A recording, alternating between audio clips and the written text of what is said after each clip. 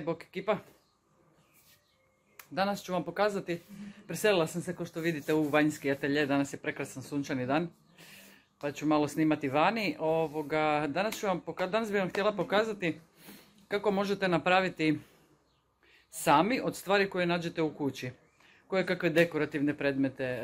Budem podijelila ovaj video u par dijelova, da ne stišćem sve u jedan, da ne traje predugo. Tu sam našla nekakve zdjelice, pokazat ću vam kad okrenem kameru, male, velike, pladnjeve, čašice, nekakve silikonske predloške po kojima možete onda izrazivati tanjuriće za sapun recimo. Kako možete napraviti cvjetiće za jednu dekorativnu vazu, znači da vaza bude sa cvjetovima od keramike. Tako, svašta nešto sam danas ja tu pokupila po kući, čisto zato da vam pokažem da možete biti i kreativni, ne morate kupovati, ne morate se izluđivati. Bog sestro.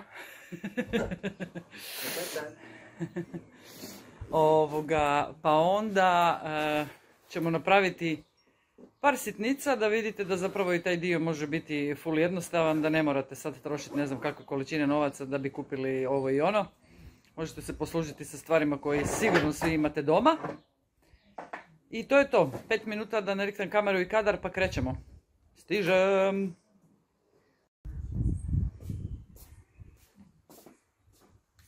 Evo ga. Znači, ajmo prvo pokazati kako ćete napraviti recimo cvjetiće. Jednu vazu sa cvijećem, ali da nije cvijeće pravo, nego da je cvijeće od keramike, znači trajno cvijeće. Ovo ću ploču malo poravnati, tam je dosta tanka. Neću previše poravnati, samo malo. I odlučila sam ovako. Odlučila sam otisnuti ove silikonske kalupe, pa ću onda od njih izrazivati cvijeće. Ovo ovdje je posudica jedna, ovo je, žene sve znaju, ovo je naša famozna kefica za nanašanje pudara. Znači ovdje unutra je oštro brašno i sad ću samo ovako pobrašniti. Amerikanci upotrebljavaju kukuruzni škrob. To sam gledala neke videe par puta. Ali mislim da može i sa brašnom, zapravo ne znam da li može sa brašnom, pretpostavljam da može. Pa ćemo sad vidjeti. Znači to je samo zaštita da nam se sad, kad bi htjeli otisnuti bilo kakav reljef, bilo kakvu mustru na frišku ploču od gline, da nam se ne lijepi. Ja ću se poslužiti s ovim, pa ćemo vidjeti šta će mi ispast. Evo, utisnut ću ovu silikonsku pločicu ovdje ovako u glinu. Maknut ću je. Da, odlično funkcionira, znala sam. Haha, super. Ne mogu vam sad pokazati.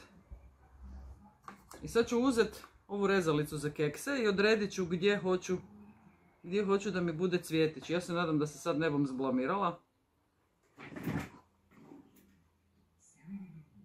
Evo ga. Ovako.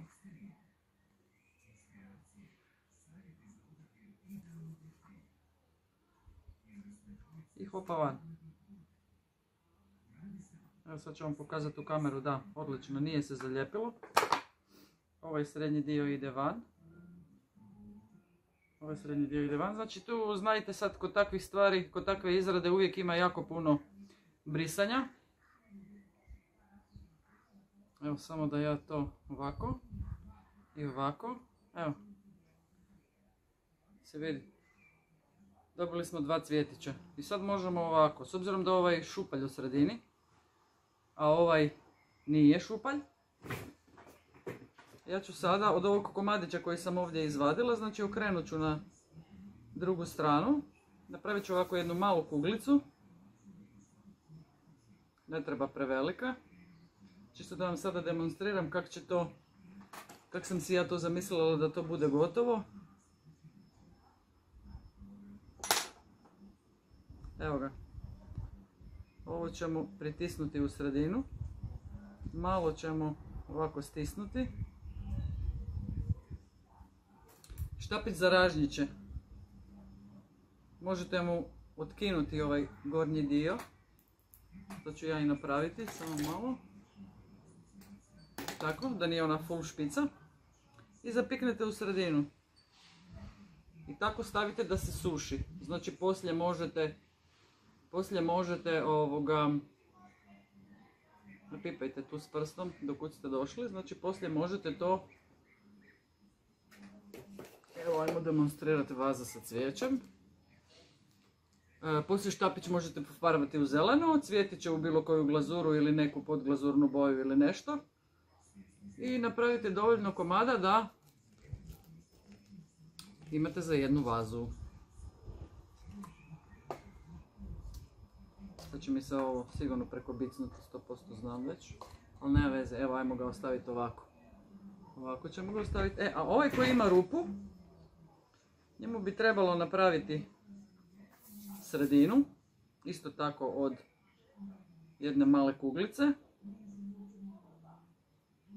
Ali nećemo to utiskivati skroz unutra. Nego ću samo lagano ovako izgrebati. Dodati tu kuglicu unutra. Uzeti drveni štapić.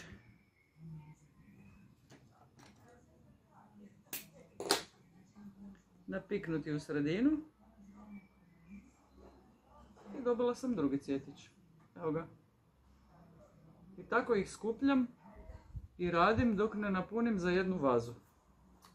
Ajmo još jednom. Možemo ovo još malo pobrašniti. Brašno ne smeta, zašto? Zato što ćete ga tako i onako poslije taj svaki cvjetić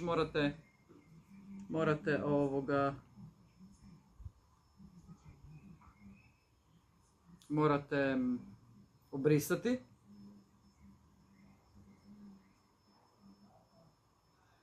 Ops, ovi su ostali unutra, nema veze, sad ćemo ga izvaditi. Ovo ćemo maknuti. Evo ovdje mi se čak i nisam dovoljno stisnula zato jer se nisam ustala, ali nema veze. Sad ću ja to riješiti. Glina mi je jako friška pa mi je zato malo teže vaditi. Ali ja volim recimo odmah sad na početku sve te nepravilnosti maknuti, tako da imam poslije što manje zapravo brisanja i gnjavljenja oko. Evo ovdje mi je čak na ovome i sredina ona ostala unutra. Sad ću samo dodati jedan mali komadičak od ozada. Ovako jednu malu kuglicu, jednu lopticu.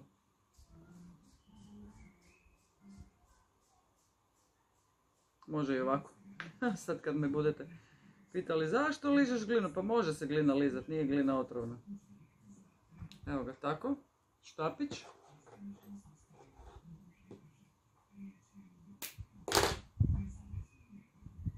U sredinu.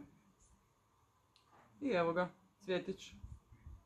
Nema veze ovo brašno, to ako i ostane pri brisanju, to će tako jednako u biskvitnom paljenju izgoriti, znači ne morate se uopće sekirati. I tako si možete složiti lijepu vazicu sa cvijećem. Sad samo malo da ja sebi nađem onaj moj alat gdje mi je, tu mi je. Znači ovo mi se prilijepilo dole za gips. Ovako ćemo ju osloboditi. Ovaj drugi cvjetić, ne? Tako. Malo očistiti sa strane.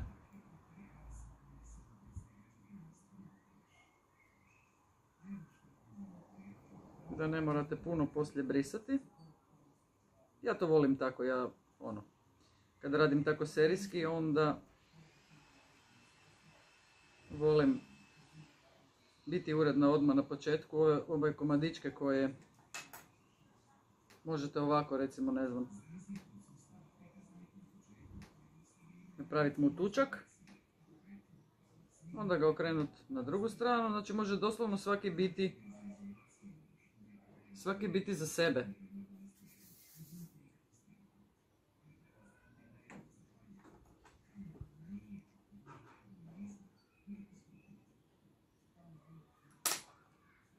Nisam si napravila šliker, ne znam zašto, ali dobro, nema veze.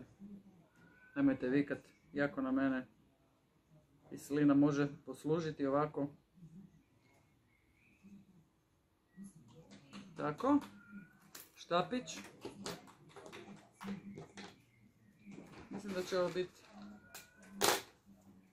jedna lijepa vazica. Evo ga. Sad se tu još možete igrati, možete... Mada ja ne bi, kad je ovako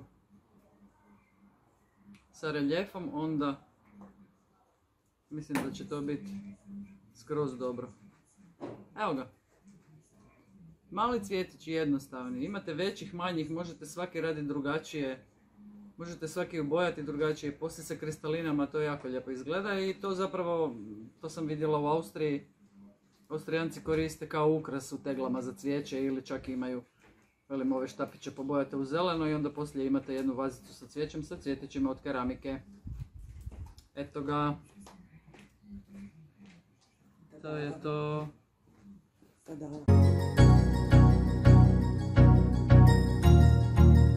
That's good.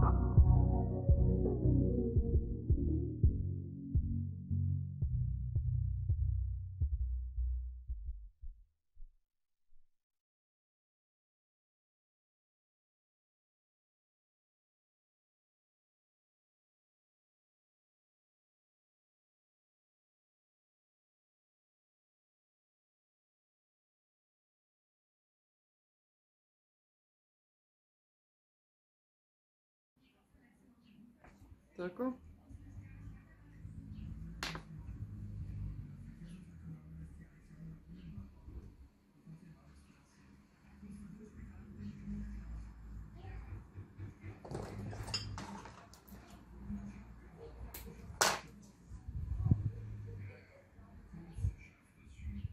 Evo ga, još jedan.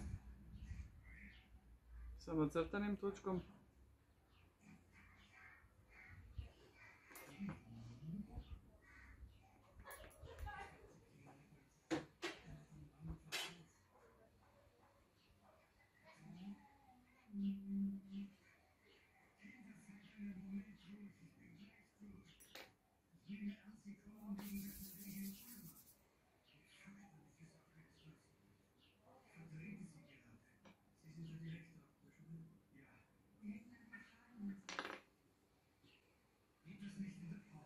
Hoću cijeli video napraviti pa cijelo vrijeme ližem. Da, zato što sam sad, ne da mi se prekidat snimanje videa i sad mi se ne da dić da si uzmem malo šlikera i vode jer mi je to skroz na drugom kraju tamo.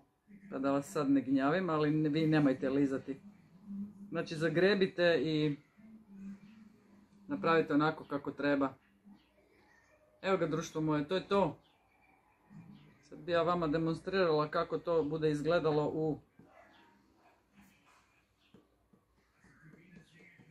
u vazi kad se to sve to skupa tako stavi, ali ne budem sada, shvatili ste poantu. Ovo će mi se još morati malo osušiti. Malo još na sunce ću staviti pa ćemo onda, snimit ću odmah i drugi video da vidite kako napraviti male tanjuriće ili male tanjuriće za sapune ili tanjurić za ispod šalice. Evo. Pustit ćemo ih da se prosuše. Onda ćemo naravno izvaditi štapiće, cvjetiće ćemo ispeći i dobit ćemo cvijeće. Cvjetiće. Štapiće ću poslije pofarbati u zeleno, tako da kad to sve skupa složimo u jednu vazicu da mi onda to izgleda kao pravo. A sad ću vam pokazati ovo što sam vam obećala. Kako to izgleda uživo. Evo da vidite odmah i moj vrt.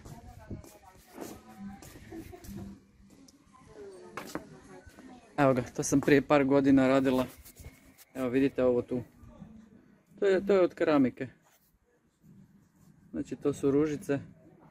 Evo tako ja to držim u tegli. Kao ukras. Evo ga. Eto, to bi bilo to za sada, za ovaj video. Ništa, uživajte, želim vam ugodnu subotu i nedjelju. Zabavljajte se. Radite glinu, ako vam se radi. Pozdravljam vas sa svog dvorišta.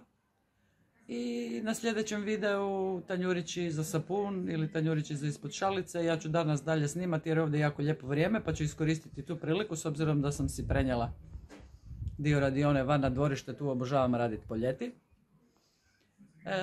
Ništa, sve najbolje, do sljedećeg videa, pretplatite se, bit će svašta još nešto ovdje na mom kanalu.